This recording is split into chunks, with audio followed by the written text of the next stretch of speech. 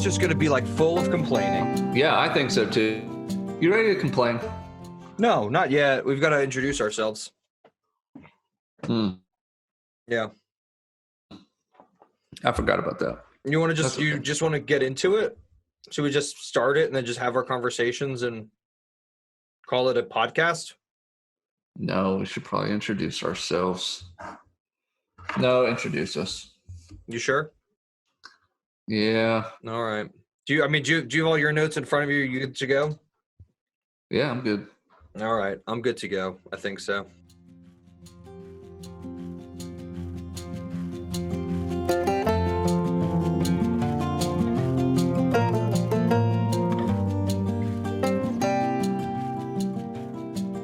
Hello, and welcome to the Swingdom. My name is Ben Riddener. I'm a 10.4 handicap because there's no golf to be played. I play Cobra clubs. I can tell because I'm looking at my Cobra driver tool right now. It says Cobra on it. I'm here with Gunnar Kane. He is an 8 handicap. Yeah, right. Not after this pandemic. And he plays mostly Titleist clubs, but he also plays some Cobra clubs too.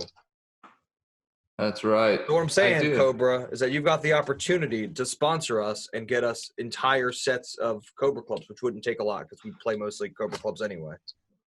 Yeah, I'm about half and half Cobra and Titleist. See, I'm about half and half Cobra and Cleveland.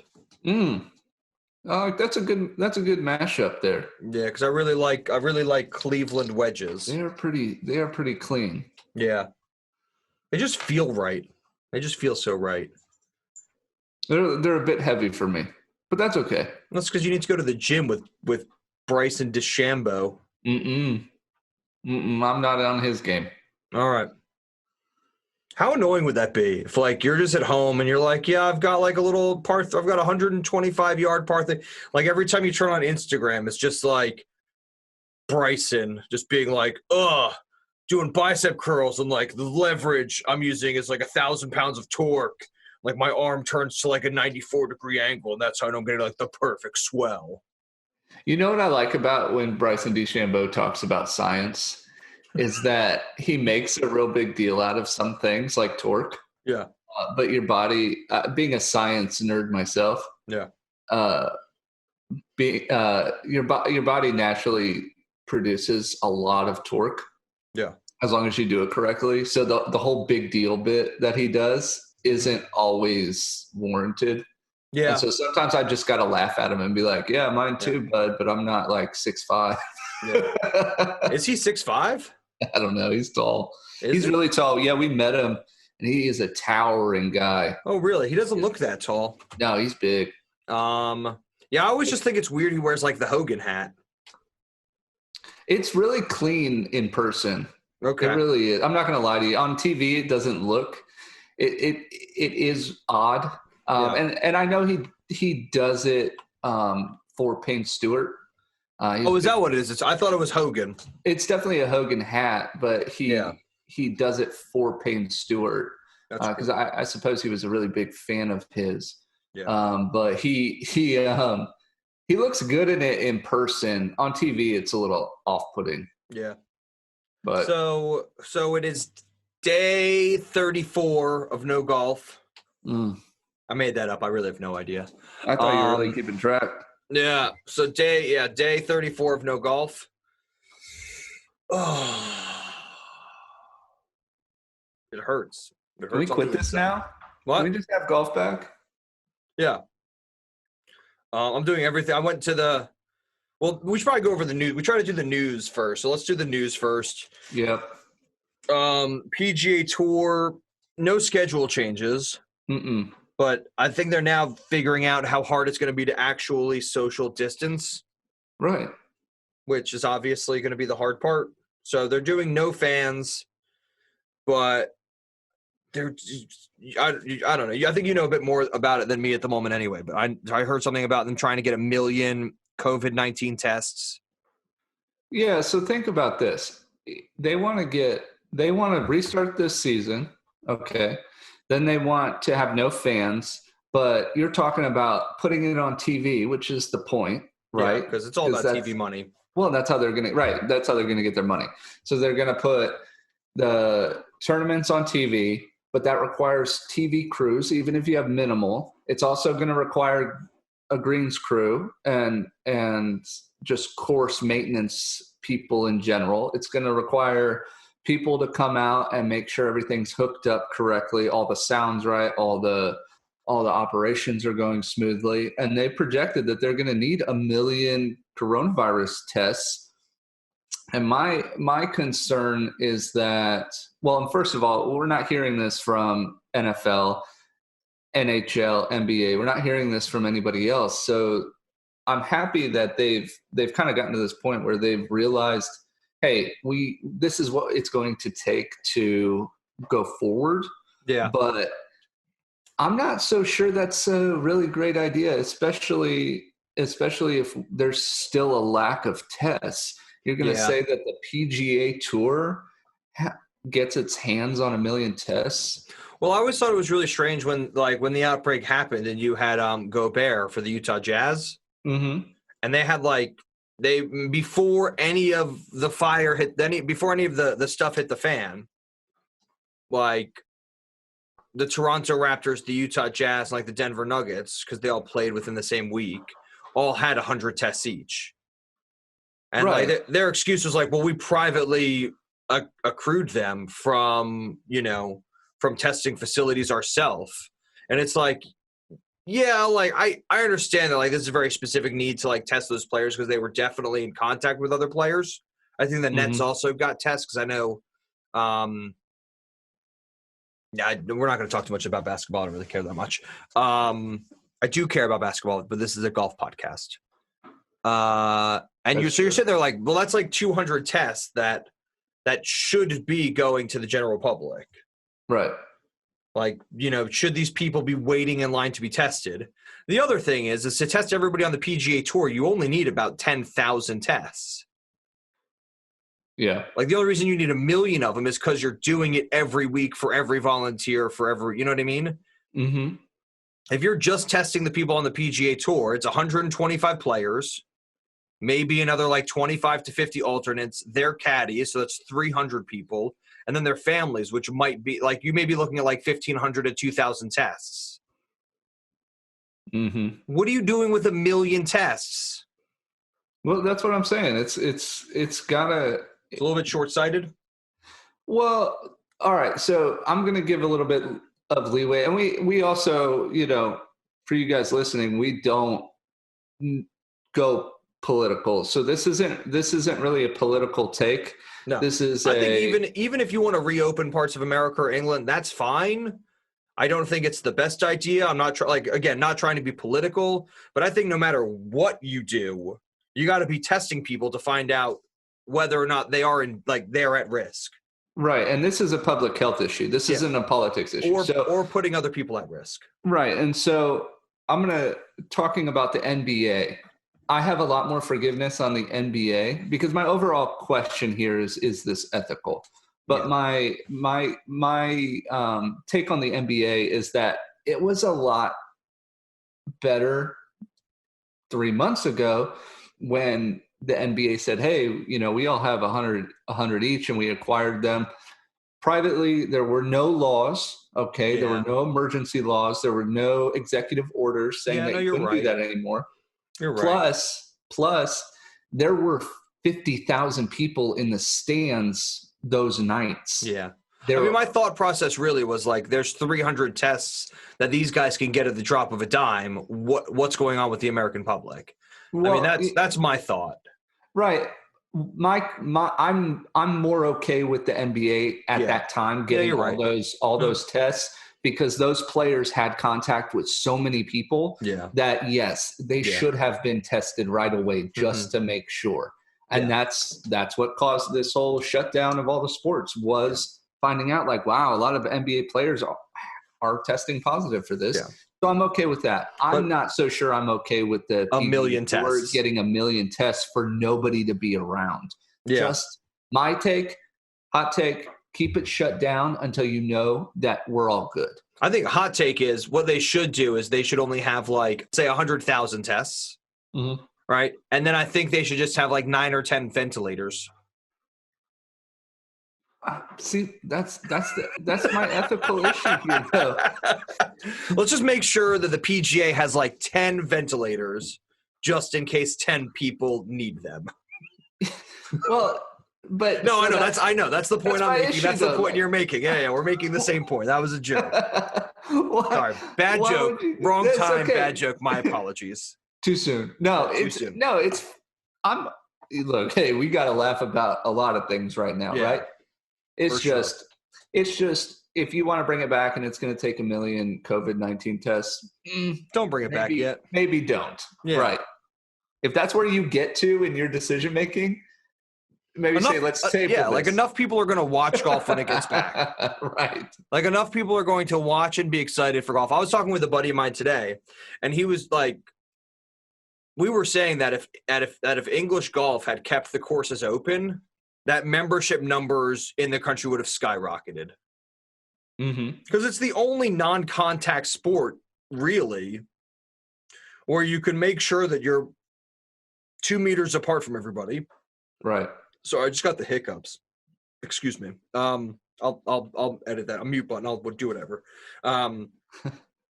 But there are ways of getting around sort of this 2 meters of contact. And I know we've discussed this plenty of times, but I think they did a real big disservice to the sport of golf by just saying, we're not going to try to figure out the safest way to do it. We're just going to get rid of it for a while. Yeah. It's something. Yeah. But I guess the other side of that is that nobody really knows, like the 2 meters is just a guideline. Nobody knows if it can travel farther than that. Nobody knows what's really going on. Oh, yeah. We could do a whole podcast on what ifs. All right. What's next on the news? So, hey, have you been watching? Let me ask you, since we're talking about basketball, have you watched any of this Michael Jordan 10-part documentary? No, because I'm a big old Knicks fan. And he just he dunked on Patrick Ewing and then pushed him in the face. Well, that was just mean. I'll never forgive Michael Jordan for just being mean to Patrick Ewing. Patrick Ewing should have been better. That's also true.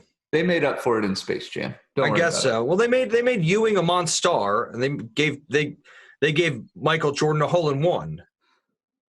A legitimate hole-in-one, by the way. Yeah. A Kim Jong-il magnet under the green hole-in-one. You better listen to the first few episodes because that's a good callback. So Michael Jordan, it says that he plays every single day, 36 holes. No wonder he's so good. What would you do? What would you do if you could play 36 holes every single day? I wouldn't. How good do you think you would be? I wouldn't be married. Right. If I could play 36 holes every day, I don't know that I would. I would like to. I think I've said this before. Like my dream is to play about 72 holes a week. Like so you wouldn't chase a number. You wouldn't be driven to chase a score or a handicap if you had the opportunity to play 36 holes every single day. I think 72 holes a week plus having a simulator, I can get down to scratch.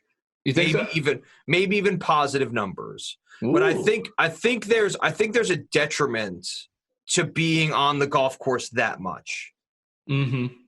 Especially the same one. Like you just get even if you're playing different golf courses all the time, like you start losing focus of like you're right, like you start chasing numbers. And that's not what it's about for me. Like what it's about for me is getting as good as I can possibly get. I don't know that I'd ever chase a number. You claim to have shot around under par once. I don't believe it. Twice. Yeah, my best round is a 66. Thank you so much. No, it isn't. Yes, it is. Then how is your handicap an 8? It was a 3. When? When I was shooting really low. So what was hold on everybody. This is the secret to good golf. What were you playing 36 holes a day? I was not playing 36 holes a day. Were you playing how many holes a week were you playing? I was probably playing four times a week. So 72 holes a week, yeah. A lot of practice every day on where'd you practice small stuff. Well, I would work on putting here at home. We have a short game area here at home. So I would do a lot of that, a lot of putting here. And then, at that time, Gavin was in the midst of his, heavy practice schedule. So we were at the driving range constantly. But I was constantly hitting balls. I wasn't necessarily playing golf. Yeah. But I've put it together a few times, and it feels good. It does. You can believe me or not. But how many? You're right. I wasn't playing. 0. Actually, so Gavin. How many putts did Gavin give you? None. Gavin actually that day. And here's a reason why I think some PGA amenities are kind of unfair to the general public. He caddied for him. He broke his hand, or he dislocated his thumb really bad, and he couldn't play, and he caddied for me. He came and he helped me out, and he kept me calm and talked to me about a lot of things, and tended the flag and all those little things that a 9-year-old caddy could do at the time.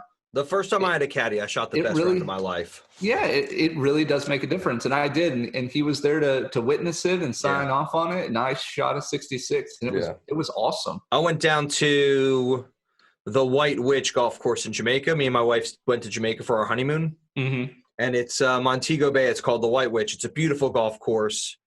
I think they did like a Wonderful World of Golf there back in the 90s. So you can actually see it. It's just like a mountainside Jamaica golf.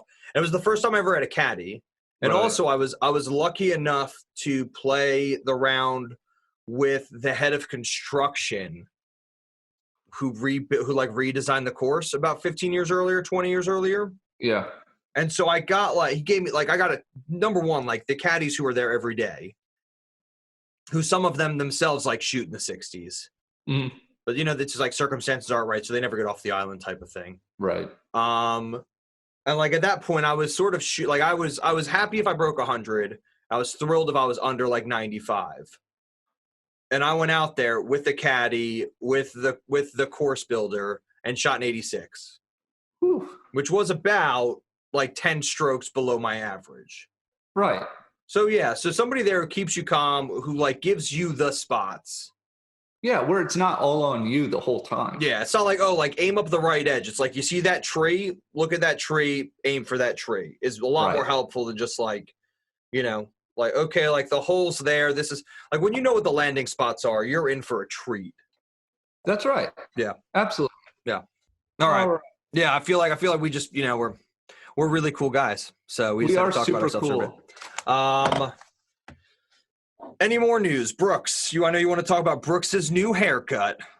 Oh, no, I don't want to talk about Brooks's new haircut. What I saw in that, what I want to talk about, yes, it comes from Brooks's haircut. Let me just explain something to you right now. Okay. Brooks's mustache is really making me upset. Okay. Because you can't grow one, or because it's creepy? No, because it's super creepy. Brooks Koepka does not want to be one of the boys on the PGA Tour. And every time I see that mustache, it reminds me of Ricky Fowler and Justin Thomas growing out their mustaches. On the SBK, what is it called? The Spring Break Group? The Spring Break Group. It just reminds me of those guys all growing out their mustaches for men's health. Yeah. And they're a bunch of bros. So Brooks Koepka, here's the deal. You either keep your mustache, you keep your weird mustache, and you be one of the guys, or you shave that mustache and don't be one of the guys. You can't have it both ways. You can't have your cake and eat it too. Yeah. The haircut, I can forgive that. That was a funny video, but as soon as you turned around and you showed me that mustache, you lying to everybody. I mean, I see him in two distinctive groups. You've got Jordan Spieth, Justin Thomas, Ricky Fowler. Mm-hmm. What's his name? Xander Schauffele? What? Not Xander Schauffele. I don't know if he's on tour this year. I know he had an injury exemption last year. Nobody's on tour right now. He's one of the Spring Breaker guys. Yeah. I thought Xander Schauffele was one of the Spring Breaker guys. No, it's a guy with a funny name. I feel like a jerk. I feel like it was just and then you sort of have the other group of guys. Uh-huh. Jason Day, Dustin Johnson, Brooks Koepka. And I feel sort of like Tiger, like lords above all of them. So you can sort of hang out with either side. Yeah. But those, they're like, okay, we're like the long hitting TaylorMade guys. And we're really cool because we want to win majors and we want to hit it far and we want we want to have our own fun personal lives. And then you sort of have the spring breaker guys who are we want to be a group of buddies who does fun things and play left-handed golf and play golf in sandals and you know what I mean? Yeah. You look on Dustin Johnson and Brooks Koepka's Insta and it's them in women's underwear hitting left-handed golf shots. You're right. I was loud wrong. It's Smiley Kaufman. Smiley Kaufman. I was going to call him Happy something, and I was like, that's not his name. Happy Gilmore? He's Happy probably on the Kaufman. spring break crew. Happy waiting for Guffman. Andy Kaufman. Yeah. Here I come to save the day. All right, sorry. Inside. Very, very inside. All right, so Brooks needs to get rid of the mustache. She also needs to get rid of the haircut. Bryson, we talked a bit about Bryson. He wants to use a 48-inch driver. He's a victim. He's a victim of chasing the long ball. He already hits it so far. But he's not I think this is the thing, is when because we discussed this last week, when you're Jordan Spieth, and you've got 3 majors, and then Jason Day just sends you packing. Yeah. Because that's basically what happened, right? That's exactly what happened. And so you sort of say if I had an extra 30 yards on my drive, I could have beaten him. But as a man of science, he should know that you should listen to this podcast and know the things we said last week, which is I'd rather have a good landing spot than be 100 yards out. Bryson, we know you're listening. Stop, man. Yeah. You know what's also not fair is that I thought about this after we talked last week. Was you have some of these players, and for some reason I'm blanking on his name, probably because of the rain. He played at Arizona State. John Rahm. John Rahm, right? Yeah, from Spain. John Rahm has Phil Mickelson's best friend. Yeah, so John Rahm has that weird half backswing. Yeah, and he still bombs it. Yeah, so that's probably not fair. But come on, you know who else does that? Who? Tommy Fleetwood. Oh, yeah, you're right. He's got the pretty – I try to model – because I lose control of the club if I overswing, if my backswing gets too long. Oh, yeah. So, I for sure – I look at Tommy Fleetwood's swing, and I'm just if my arms come up to 9 o'clock, I can still get my hips out of the way and still put an 8-iron out of your reach. Yeah, I know. So, yeah. So, I've been modeling my swing lately after Justin Rose and Tommy Fleetwood. I think it's just the English connection. I think it's the English connection. That's true. Yeah. I think you're right. All right. Is that it for news? I think that might be. I think at the end, do you want to do what's in the bag and some would you rathers? We've got would you rather, what's in the bag, and then do we want to complain about things now or should we'll complain about things later? Let's complain later because I want to have fun before I get mad. Okay, cool. All right. Well, thank you for listening to the Swingdom. We're going to go on a short break. Have a fun listening to something from our sponsor. Was that a good one? That was good. Okay. The Swingdom, brought to you by Plastic Couch Covers. Feels like leather, but you know it's not. Hello, and welcome back to the Swingdom. Thank you, sponsor. We really appreciate your sponsorship. Last week we did the Celebrity Ryder Cup. We put it out there on Instagram, Twitter, and Facebook for you to decide who the winners are. I know we picked our winners, but I think we're just going to go with the Instagram and Twitter winners because I think that's probably more fair, isn't it? It is more fair. Yeah. So, and then we've got to do this. We've got to do the singles matches. That's right. Yep. And then we'll do some Would You Rather and some stuff we did this week because it's fun like that. That's right. All right. So who was our first grouping? So we started with the 4-ball pairings. Yep. And that was Larry Fitzgerald and Peyton Manning versus Matt Ryan and Denzel Washington. Yeah, that was my team. Remember the Titans. That was team. Remember the Titans. Remember the Falcons. Remember everything. Yes. And Instagram. Yeah. And Twitter. Yeah. And Facebook. I also don't know the results. So Gunnar's going to give me the results, and I will probably complain about all of them. That's all right. All right. Now, I will say we did get one tie out of all of these. From this group? No. Yeah, well, from the 4 balls, yeah. Oh, okay. From the 4-ball pairings, we did get a tie, so we will have something to discuss. But Instagram at The Swingdom and Twitter at The Swingdom and on Facebook, which is The Swingdom. That's The Swingdom. The Swingdom. The Swingdom. We got a resounding vote. We got a ton of votes, so thank you guys so much. We're going to be putting out some more stuff every day. We're going to put out the single stuff. That's right. We are going to put out the single voting. So keep those votes coming because we really appreciate all the interaction. So Instagram, Twitter, and Facebook all were in my favor with 30 some odd votes. Wow. 30 people actually looked at our Instagram. Yeah. And cool. it was like a 75% in my favor. Wow. So I will take the W on the first match. Remember the Falcons is losing. Okay. I'll give that to you because Tony Romo he's a solid player. Well, that was Larry Fitzgerald. Oh, sorry. Larry Fitzgerald. I'm sorry. I get Peyton Manning and Tony Romo confused all the time. You shouldn't. They're practically really the same person, aren't they? You shut your mouth. No, I'm just kidding. All right. So my second grouping, I had Will Smith and Condoleezza Rice. Yes. So Will Smith and Condoleezza Rice. That was Team Bagger Vance. Team Bagger Vance. Bagger Vance. Yep. Against Matthew McConaughey and Jessica Alba. Yeah. The voting didn't go my way on this. Good. And it was a resounding victory for the Bagger Vance crew. Nice. So congratulations on that. Thank you, Condoleezza Rice. That's Madam right. Condoleezza Rice for taking me to W Town. I appreciate it. I think she was the reason you won, to be honest with you. She played really well out there. Good, yeah. All right.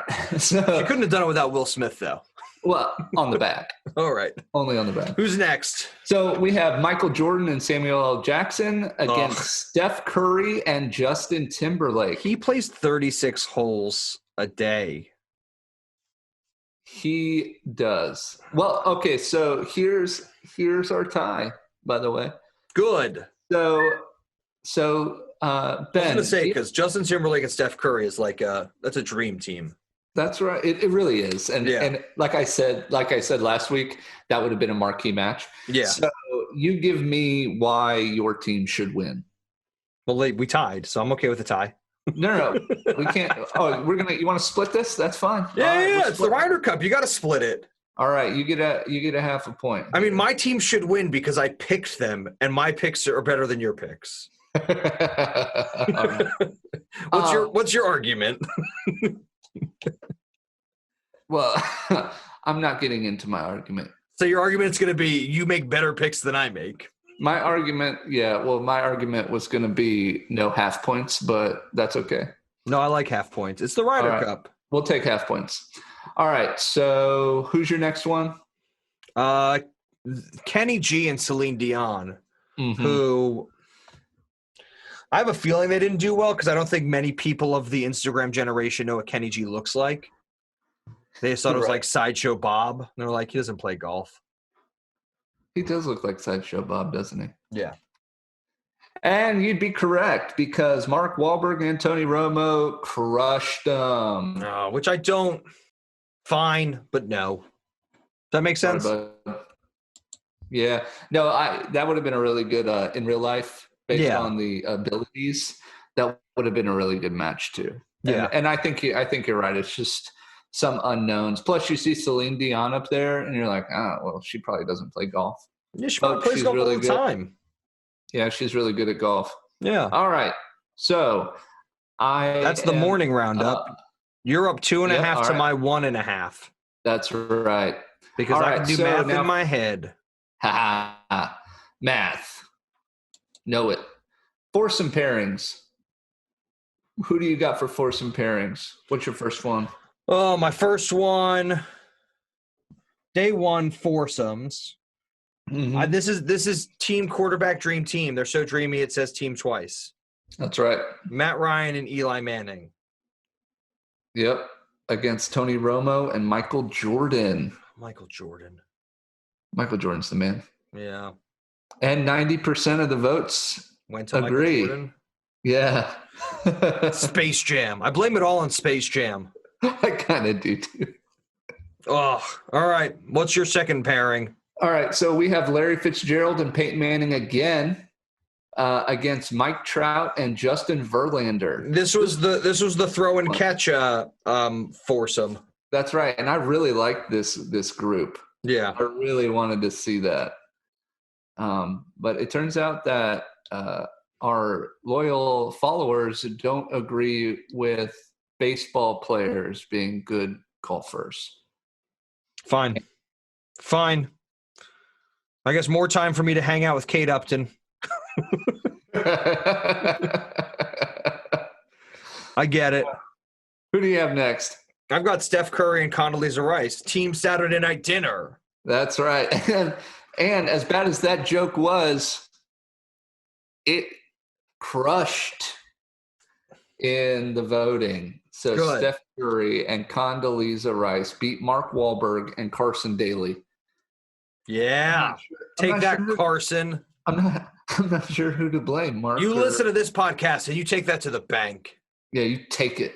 Just because you're on a podcast with Rory McIlroy. I'm kind of bummed out. All right, and our last one is Samuel L. Jackson and Matthew McConaughey versus Kenny G and Justin Timberlake. Get your snakes off my all right. Yeah. And since Snakes on a Plane and those Lincoln commercials are so popular, yeah. Let's say Kenny G, Justin. Them. Did they win? Yeah, they won. They beat Team Sacks in a Box. Sacks in a Box. I will. That's so funny. I just came up with that. Now, I'm going to say it to your face through this microphone. Yeah. Kenny G and Justin Timberlake would have crushed Samuel L. Jackson, but the voting is it's what the voting. You know what? It's fair. It's fair. So I've got 2.5, and you've got 5.5. Yep, I sure do. All right, I've got a front load. I've got to change this all up. That's right. All right, so we're gonna do our singles, our singles matches. Yeah. And again, we're gonna post the voting on Facebook and Twitter and Instagram, and we're gonna ask you guys to vote, and hopefully bring me our first celebrity fantasy Ryder Cup victory. Yeah.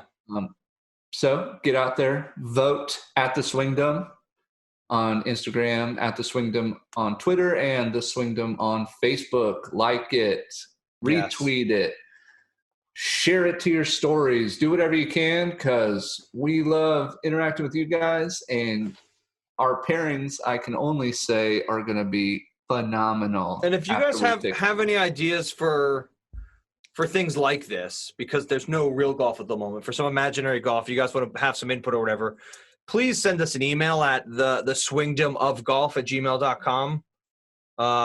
Whatever you guys are up for, we're usually up for. So just drop us a line. That's right. A couple weeks ago, when we did our fantasy Lord of the Rings golf, that was a big hit. So we know you guys enjoy seeing stuff like that. So that came from a subscriber. That came from a listener. That's right. Yeah. So send us an email. All right. So who have you got first? All right. So are we snaking this? Yeah, we're going to snake this. All right, cool. You go first. I'll go twice. All right. I have Mark Wahlberg. Oh, yes. Yes. I've got Justin Timberlake. I knew you would. Of course. Really he's bringing sexy back. He's bringing golfing back. Nice. That would be fun regardless. Yeah, we'll do that song later on. I'm bringing golfing back. Yeah. Is that how the song goes? I think so. That's exactly how it goes. Okay. All right. And then my number 2, I've got Steph Curry. Mm-hmm. All right. The main of Team Saturday Night Dinner. Let's see. Who am I going to pair against Steph Curry? I know. Do you have yours in order, or are you just going to listen to mine and then decide who you want? Oh, I have all yours written down here. Oh, okay. I'm going to pit him against Tony Romo. Ooh. I know. You're welcome. Yeah. I can just see like Steph Curry wearing like all Under Armour stuff and Tony Romo just being like, ugh, I have Skechers. Skechers are comfortable. Don't knock them. More comfortable than Under Armour, than being an Under Armour athlete? Probably not in the bank. Would you rather be an Under Armour athlete or a Skechers athlete? Under Armour. Yeah, okay, there you go. Duh. Steph Curry wins. I do like Skechers though. Yeah. Skechers, don't hate on us. Yeah. If you want to sponsor us, we'll wear them. We'll wear anything. I'll wear full Skechers. All right. So who's your next one? No, you tell me your next one. No, I told you my first one. All right. So we'll go back and forth. All right. So I have Larry Fitzgerald. Ooh. This will be interesting. Should be. Because I've got Will Smith. Ooh. And he may not be the best golfer, but I can imagine him just psyching the pants off of Larry Fitzgerald and watching Larry Fitzgerald, who sometimes plays 4 strokes under his handicap, play 10 strokes over. Oh, you think Will Smith's going to get in his head? Yeah. Yeah, probably. I do. But the thing is also, I think Will Smith's just out there for fun. So even if he does get in his head, he still might not win. That's right. All right. Who do you have next? All right. So I have Michael Jordan. Oh, this will be fun. I've got Condoleezza Rice. Ooh. That would be good. That'll be a good one. That's right. Be like, would you rather play with Michael Jordan or would you rather go to Augusta? That would be a really tough pick. Would you rather play at Augusta or play golf with Michael Jordan? Augusta. Same. I think Michael Jordan would just be like, how much money do you have? And I'd be like, I don't know. He's like, we'll play for all of your money. $8. I feel like if I played golf with him, he would just be like all in. And I'd be like, I didn't realize he's like all in. I'd be like, on what? And he'd just be like, everything. He's like, if you beat me in golf, I will double. You will have 2 houses, 2 cars, 2 wives, 2 other things that I only have 1 of. That's really good. And I felt like if I lost, he'd be like, nope, that refrigerator box is mine too. Yeah. I own the air you breathe now. Yeah. All right. Who do you got? I'm hoping you have Peyton Manning. Of course I do. This is my full team. No, I'm hoping that you have him now, that he's playing next. I'm not in order. I'm just picking. Oh, I've got Eli Manning. So I did an order. Okay. So I did Eli Manning. All right. Against Peyton Manning? Yeah, that's what I was hoping. I was hoping to get a Manning duo. Well, you got it. Nice. I mean, that's an instant win for you, but at least they're having fun. Yeah, that would be kind of fun to watch. Yeah. For me, at least. We'll see if more people like the New York Giants. We'll see what happens. I get the other brother though. He's on Eli's bag. Cooper, yeah. I almost called him Cooper. Connor. I was like, that's not his name. You get old Coop? Yep, Coop is Eli's caddy. Nice. He's my co-captain. We discussed this. That's right. All right. Who do you have next? I have Samuel L. Jackson. Ooh, I've got Justin Verlander. Ooh. When you put this up on the social media stuff, yeah, can you make sure it's a picture of Justin Verlander with Kate Upton? Sure. Okay. Because she's on the bag. She's his caddy. Let me type that in. Yeah. With Kate. Because you didn't do that last time, and I think people were like, "Oh, I don't know who that is." Oh, they know who that is. Come on, son.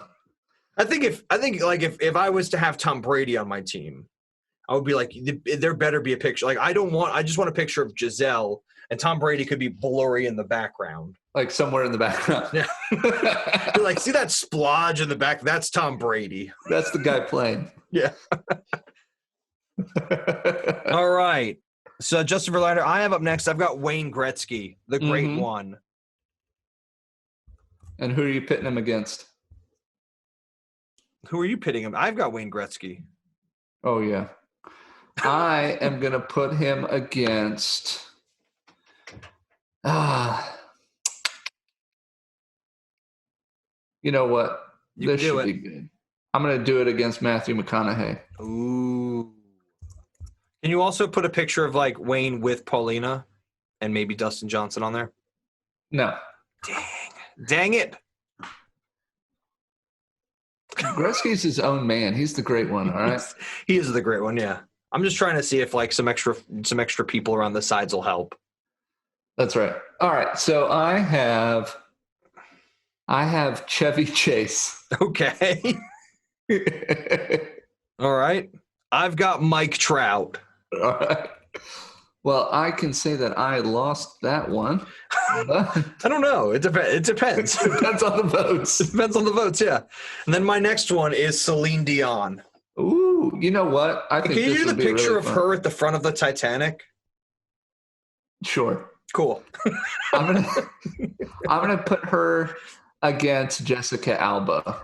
I'm gonna send you the picture for all of these people. All right, you send me your pictures. Yeah. And I may or may not use them. Okay. Fair enough. All right. Okay. So I had Celine Dion. Yep. All right. So my next is Will Ferrell. Ooh. My next is Will, who's playing Celine Dion? Jessica Alba. Oh, okay, cool. Sorry, I missed that. Yeah, it's gonna be a good match. Will Ferrell? Yeah, Will Ferrell. So this is like lighthearted comedy versus the most serious of seriousness, and this is Denzel Washington. I like that. Do you think they would make a good buddy cop movie together? Oh my God, they would make Denzel Washington. Yes, yeah, they would. I know Will Ferrell's been in buddy cop movies. With Mark Wahlberg, as a matter of fact. I think the question is will it be as good as Rush Hour? Probably not. And I just don't know, because Rush Hour is one of the best movies ever made. That's right. Yep. All right. So I got Denzel Washington. Yep. And then I've got Kenny G. So I'm hoping that I survive until I get to Kenny G. Oh, I see. Well, I'm going to put Kenny G up against Carson Daly. Okay. All right. And then who's your last one? So our last match is Kevin Costner against Matt Ryan. Against Matt the Ryanator. The Ryanator. Mm-hmm. All right. Our singles matches are set. Those are going to go up this week. And sounds good. You guys vote. Get out there and vote. It's your legal obligation. Vote. You can do it from your own couch. You can mail it in if you want. As a citizen of social media, it is your obligation to vote. As a citizen of the Swingdom. The Swingdom. All right. So that's our Celebrity Ryder Cup. Yep. We're going to take a quick break. So we'll be back in a minute. We'll be back in a minute. We'll be back in 2 shakes of a stick. Is that what you say? Is that what people say? I don't know. All right. You got to read for Doris podcast? Yeah, I don't know. What'd you guys talk about? Please, if you're enjoying the Swingdom, please check out History Through a House. It's history of England through the eyes of a 1,000-year-old house. This week on the Swingdom, we talk about the early Iron Age, when iron was discovered and used. Again, it's called History Through a House, and you can find it on any podcasting platform. I love it. Is that good? That was good. Did you say this week on the Swingdom? No, I said History Through a House. All right. Did I say this week on the Swingdom? I think so. That's fine. We'll leave it. Yep. Two guys, 47 golf clubs and some putts given.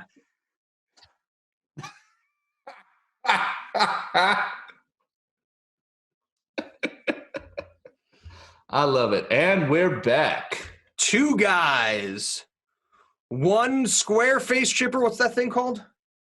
Square strike. Yeah. Two guys, one square strike, and 0 putts given. You know why we don't give any putts? Because we're using the square strike and it's going in the hole with simple putting action. Yep. Simple putting action. Simple putting action. You don't want your friends making fun of you for using a Texas wedge. Mm-mm. I use that term Texas wedge a lot, and people are just like, what is that? I'm just like, it's a putter. Well, it's because you're in the wrong space for it. What would you call it here? There's a Scottish wedge. Yes, you probably would. You probably would call it a Scottish wedge. A Scottish wedge. All right. So welcome back to the Swingdom. Thanks for listening to that. We've got Would You Rather. We've got what we've been up to. But first, I would like to read a special review from Adam Moo Coupland, otherwise known as Mug Dad. And this comment comes from our Facebook page. All right. And it says, it's nice to feel connected to golf whilst we're on lockdown, especially with a comedic twist. Keep it up, guys. Okay, hand signals.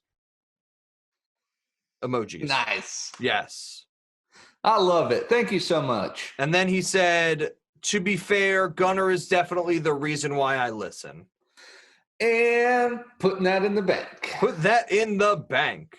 So right now we have 5 out of 5 stars on the Swingdom on Facebook, and it's based on the opinion of one person. That's all that matters. That's all we're looking for. It's just one person to like us. This is all for you. Okay, so would you rather? Did you go first last time? Yes, and you didn't like it. I did. It was too technical. It was not. It's like, would you rather have a 9-iron that is 48 degrees or a 9-iron that's 47 degrees? That's obvious. It depends. Well, it's 47 degrees really, because I'd like a little bit more distance. But you're right. It was too technical. Would you rather play golf with a family of baby raccoons in your bag or juggling eggs? Look, so you're gonna really love my next technical one, but you go first this time. Okay, this is a simple one, but I think it's difficult. Would you rather have caddied for Tiger Woods in 1997 or 2019 at the Masters? Ooh. Yeah.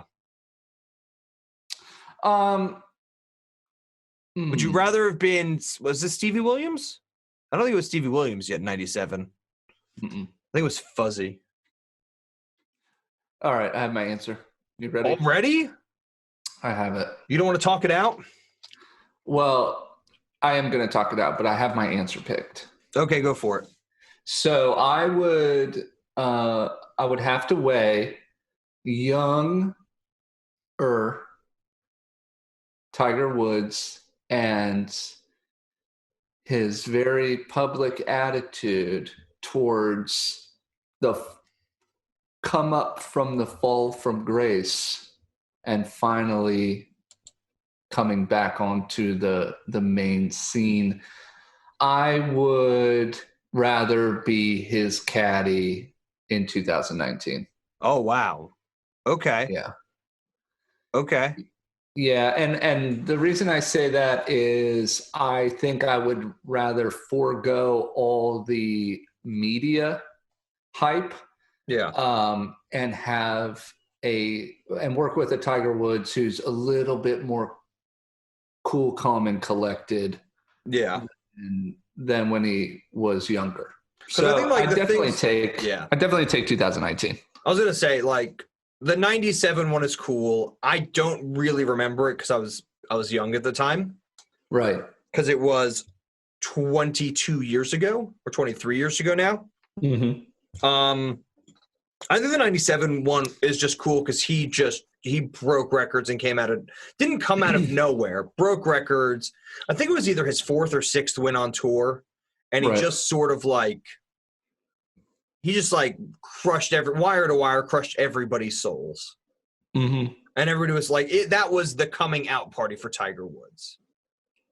It was. Right? Like, Tiger Woods can win a few times on tour. Yeah. But then he comes and then he shoots 18 under and has the record. You know what I mean? He's got the record for lowest score ever. I mean, the only person who came close, I think, was Jordan Spieth in 2015. When he did the same thing, he went wire to wire. So yeah, I think the thing is like, if you do it in 97, like if both of them were to happen right now, mm-hmm. I'd probably say 2019 as well, just because he seems so much more grounded as a human being. Right, and that's kind of what pushes me to pick 2019.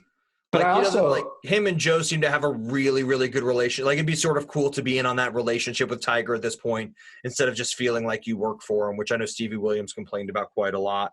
Right. Plus, I think this was the hardest one I can think of.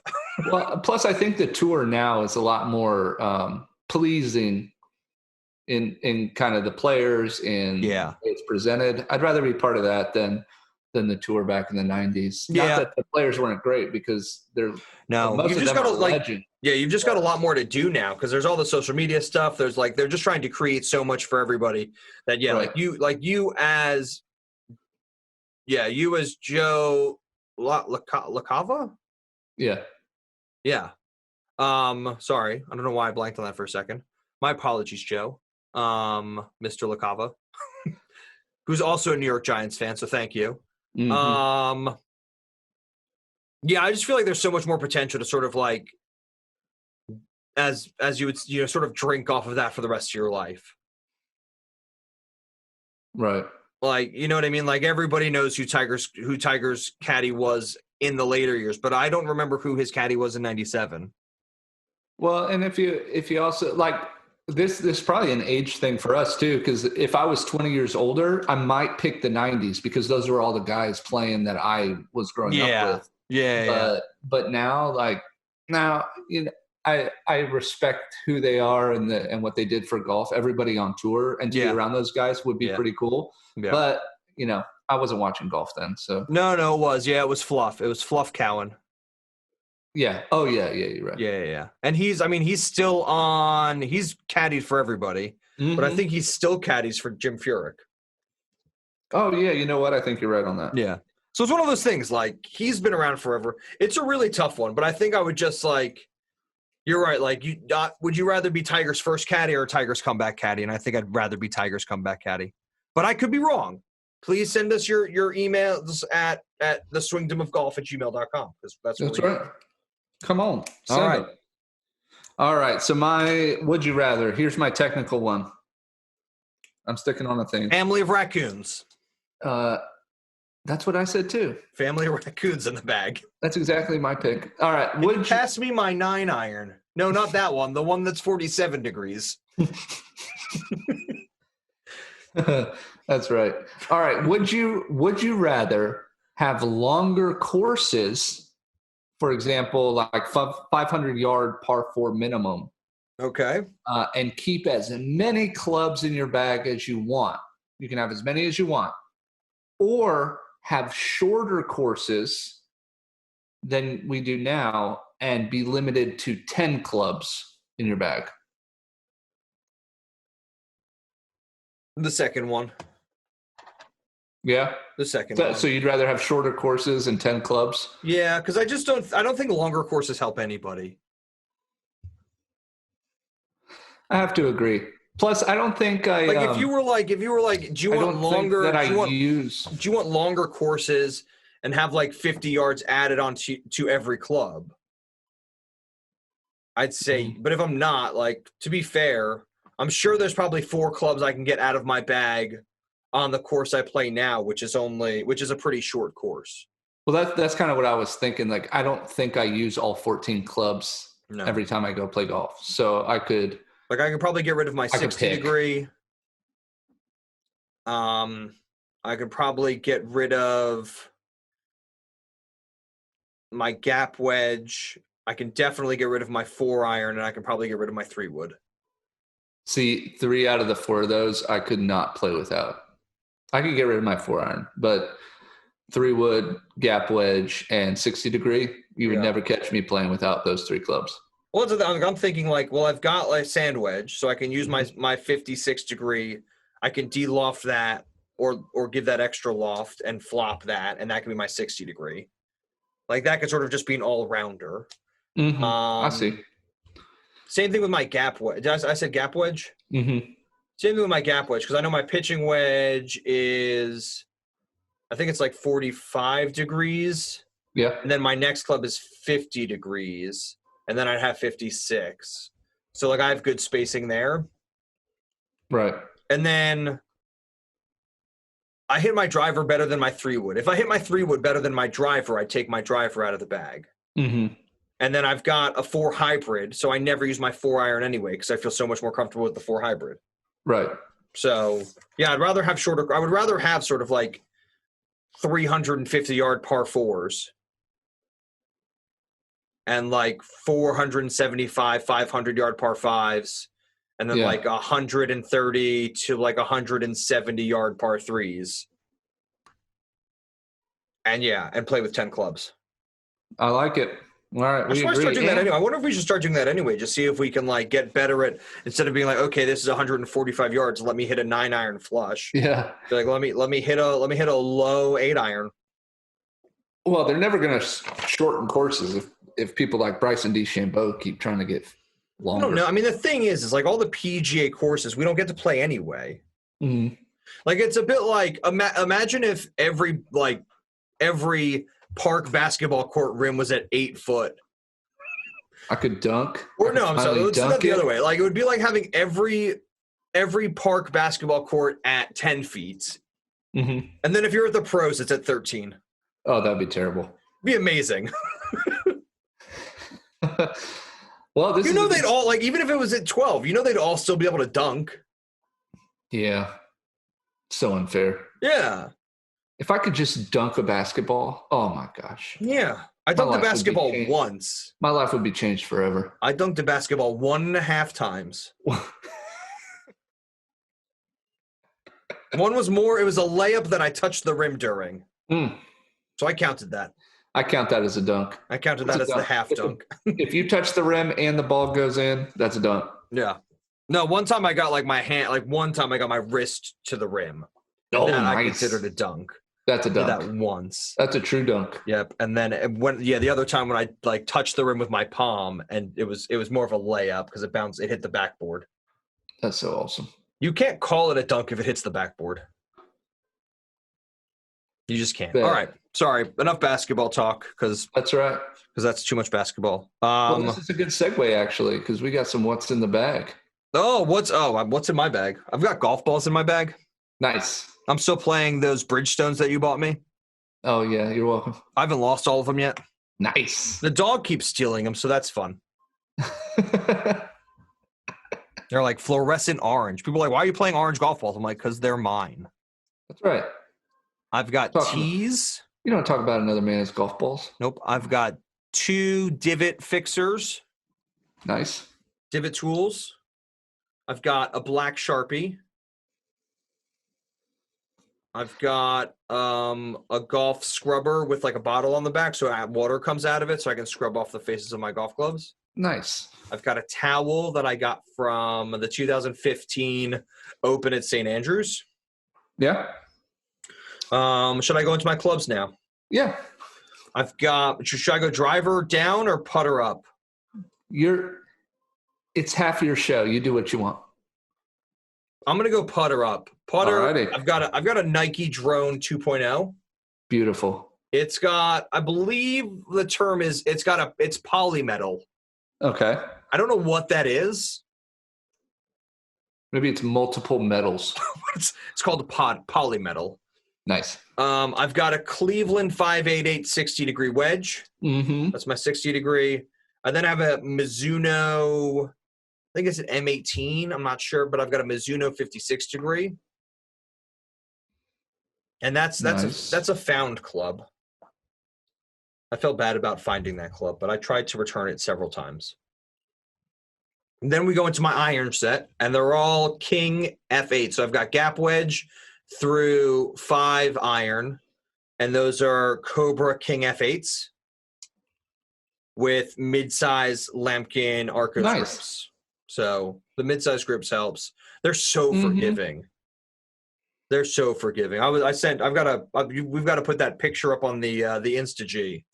But I don't know if it's the Deloftness or the bounciness or whatever it is. But I can hit that 8-iron 160 yards in the air. I know. I'm so jealous. It just makes me feel so good. This is what I was talking about a while back. That I can't trust your club decisions. It's not fair. It's not all right. fair. Then I've got a Cleveland Mashie 3 hybrid. I think it's 21 degrees. Mm-hmm. Then I've got a Cleveland XL 3 wood, which is a really long shaft, but I like it. It's got a small head. It's good. It's a good club for me. And then my driver is the Cobra King F6 Plus. Yeah. That's kind of broken, so I'm in the market for a new driver. I think that'll probably be one of the first things I'm buying is a new driver. And then that's all in a Cobra ultralight walking bag. Nice. I like that. Yeah. What have you got in your bag? All right, so I have, so you said you have a black Sharpie. I actually use the Milwaukee Inkzol Fine Point permanent marker. Okay. It's actually the same marker that Tiger Woods uses in his bag. Yeah, it has a finer point than the Sharpie, and it also stays on the ball a little bit longer, like when you hit it. I don't have that problem because I lose the balls. Oh, perfect. I get lost. Let's see, what kind of bag do I have? I have the newest Titleist 14-way stand bag. I love that thing. Yeah, super lightweight. Yeah. All right, so I'm gonna go driver down. So I use a Cobra King F8 9-degree driver. Cool. Yeah. Is yours interchangeable or is it just 9 degrees? It's interchangeable, but I keep it at 9. That's the lowest setting. Yeah, I think that's the next thing I'm going to do is go out there and mess around with the settings on my driver. Yeah, I use it primarily for hitting bombs. Nice. Yeah, so then my 3-wood and my hybrid are both King F7s from Cobra. Okay. Yeah. 3 woods at 14.5 degrees, and my 4 hybrids at 19 degrees. Cool. Yeah, my irons are the Titleist 718 CB forged. So they're forged? Mm-hmm. Wow. Yeah. 4-through pitching wedge. Oh man, they're the most beautiful irons I've ever hit in my life. Good. What do I use for my wedge? I've actually never hit your irons. Oh, they're so good. Yeah. They're so pure. They don't have a lot of forgiveness, but yeah, that's all right. Let's see, the Vokey SM6 wedges. I got 3 of those. 52, 56, 60. And I use a 2014 Scotty Cameron Newport 2 putter. And then I throw some Bridgestone Tour BRXs in the hole. Oh, cool. That's what I do. So I was thinking about 2 things I want to do is like test out my driver. Mm-hmm. It's got multiple settings. I think it's between 9 and 12.5 degrees of loft, but it's also got draw settings on it. Right.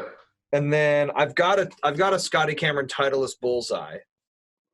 I love that putter. Which is just fun because it's just like, it just looks like a putt mini golf, crazy golf putter.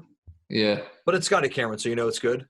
Yeah, I have one of those on my. Well, I have a bullseye putter, but it's not the Scotty Cameron. It's the Acushnet. Yeah, it's the Titleist one. Yeah. Yeah. If it says Acushnet on it, that's the Titleist one. No, it says Titleist. So after Acushnet, Titleist made it, and then Scotty Cameron took it over. Yeah, it went to Scotty Cameron. Yeah. Yep. So all right. Second generation. So are you working on anything this week? Golf wise? Yeah. Yeah, I'm actually working on a lot of putting. We got new putting gates for to have a straight swing at the hole. So we're working on a lot of putting. But it's been you're working on putting? Okay, that's good. Yeah, working on putting. I wanted to work on pitch shots, but it's been raining, so I don't want to go out there. Oh, and I'm going to learn how to grind down some wedges this week. Yeah. Did you put that up on Instagram yet? I didn't. My new workstation? Yeah. No, I built a work table for golf club repair because I used to do that.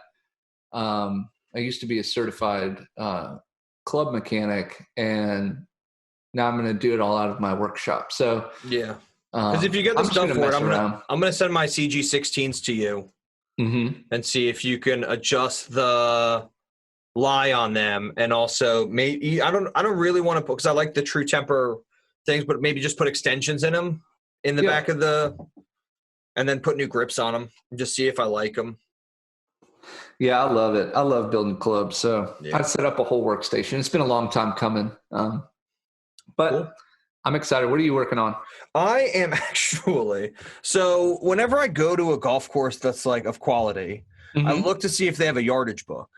Yep. Because when I went to St. Andrews, the first thing I saw was a yardage book, and I was like, oh, that's really cool. A yardage book is something to have. And then as I walked around the course with it, I realized I can actually sort of like pretend to be a caddy. Yeah. Like I knew what yardages they had in, and I knew how far they'd hit it. And it just felt really cool because like when you're on TV, like when you're watching on TV, it tells you all of that. Right. But you get to really see where the landing zones are. You don't really get all this stuff. So it's really cool. My local course, Bovey Tracy Golf Center, they've got 9 holes. And the owner there is nice enough to sort of let me and my family walk around the golf course, even though nobody's playing. Oh, that's nice. And yeah, it's really, really nice. I really, really appreciate it. And so one of the things I started doing is making my own yardage book. Wow. So I think I'm going to do the video. I sent you some photos already. You said it looks really good. I'm not convinced. It's been fun to do. And I think I'm gonna do a tutorial on it, because I think most people should just know how to do it. I think it's like the one thing that all the GPS and rangefinders are missing is like a place that you can take notes. Oh yeah. Like I think it's the thing that drives me the most. Like I love Arcos. I love knowing how far I hit the clubs. I love they have the Arcos Caddy on there, which is absolutely amazing. I love having like my phone in my back pocket because it makes me feel like I've got like a proper yardage book in my back pocket like the pros do. I use the Caddy. It tells me what my optimal shots are, how many shots I should get it in. And then at the end of the round, it gives me all of my stats in terms of all my strokes gain stats to a scratch golfer. Right. So just like if you're a data nerd like I am, it's just fun to have. The only thing that it's missing, and it's a little thing, but it like I'm sort of at that point now where I love everything else so much. If it had this one thing, I would never ask for anything else again. And that would be like a place to take notes. Oh yeah, for sure. I think that's important. Like to be able to like draw little circles or put little arrows on it so you can sort of see gentle slope, or landing zones or things like that. So what I've actually done is I've gone on Google Maps, I've saved screenshots, and then I've outlined them. And then I print them out, and I'll probably do a couple. I'll share a couple to Instagram so you guys kind of get an idea of what I'm doing. And I'm building my own home golf course. And then I walk around it and I take notes on the pictures I've drawn. And then I go back and I insert that in, and then I printed them out. And the pro there said, and when I get finished with them, he'd like a copy of it. So that's pretty cool. Yeah, that'd be awesome. And then next he'll be doing the green. So this is one of the things that sort of bothers me a little bit. There's a thing called, I think it's called Golf Breaks. And it's a digital level where you put it on a place in the green and it tells you how many degrees of slope there are and what direction that slope is going. It's $200. Golf is so expensive. It's $200. So I went on Amazon and I found a digital inclinometer.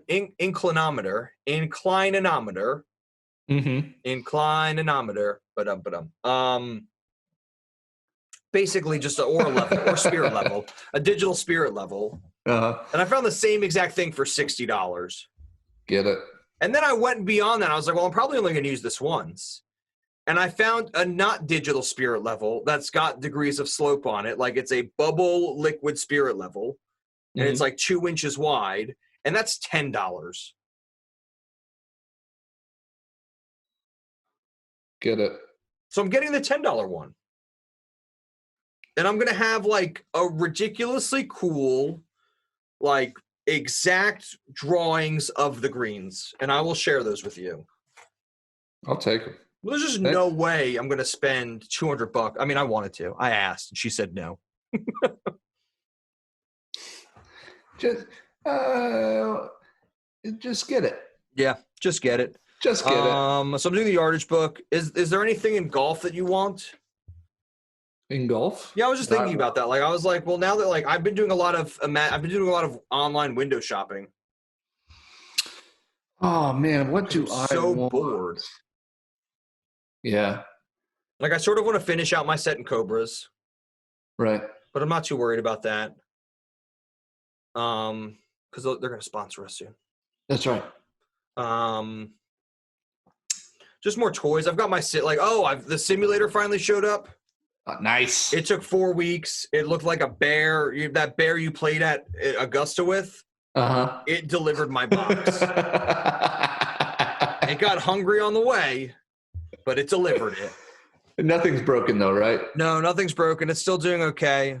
Good. Like I said, I'm so lucky to be a member at the Bovey Tracy Golf Center because they even let me borrow one of their winter mats. So now I've got it. So I didn't have to ship over my 60-pound weight of hitting mat. They let me borrow one, which is just phenomenal. Nice. So I'm going to be working on my short game for a while. Yeah, I'm just in on club repair. I'm looking to get a swing weight scale and a loft and lie adjuster.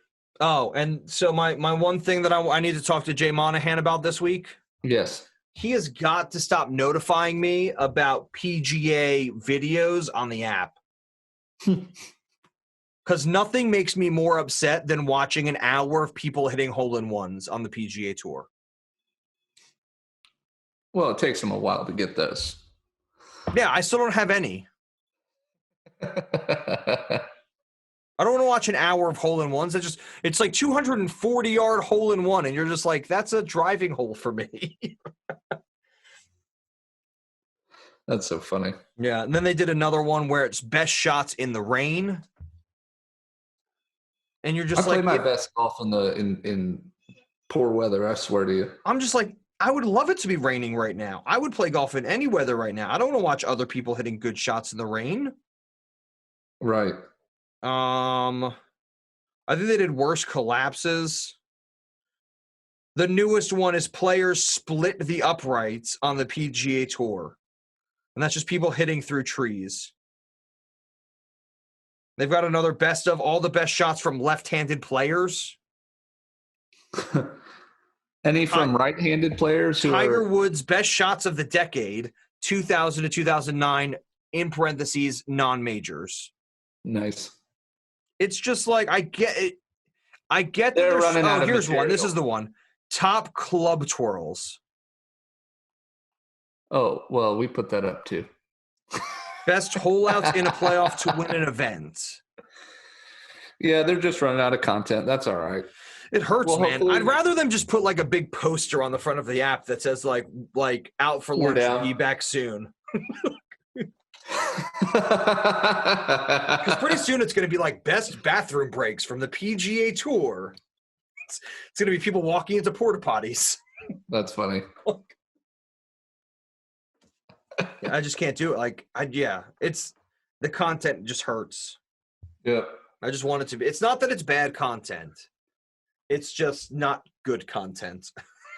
And it just makes me want to play. Like, what it basically is saying is that these people played really good golf and you don't get to play golf. Ha ha ha ha ha ha ha. A slap in the face. Yeah, that's what it feels like a bit. That's all right. All right, anything else you want to talk about? Nope, I am all good. All right, I got to get back to building my yardage book.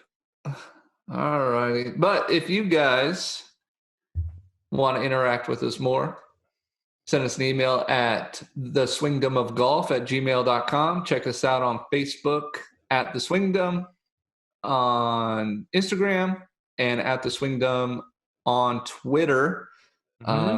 Get us on iTunes, Spotify. I think we're up on Stitcher now. Well, we're on Facebook. Please leave us a review anywhere you can. It means a lot to us. Yes, and please, please, please write us a review on iTunes. That really helps us out. Yeah. I mean, the nice thing was subscribe. The first 2 weeks we were up on Apple Podcasts. This podcast was doing better than Hank Haney. Nice. And I just want to do everything better than Hank Haney. So that's right. So help us out. Help us help you not help Hank Haney. That's right. And subscribe and leave a comment. And we kind of want to go trending on iTunes. So yeah, get us there. There's no golf. If you guys want to reach out to us, we are available. Please reach out to us. Talk about the things you want to talk about. Tell us we're wrong. Tell us we're right. But most of all, just tell us something. Something. That's all we want. Yeah, thank you for listening to The Swingdom, guys. Have a good week. The Swingdom. The Swingdom.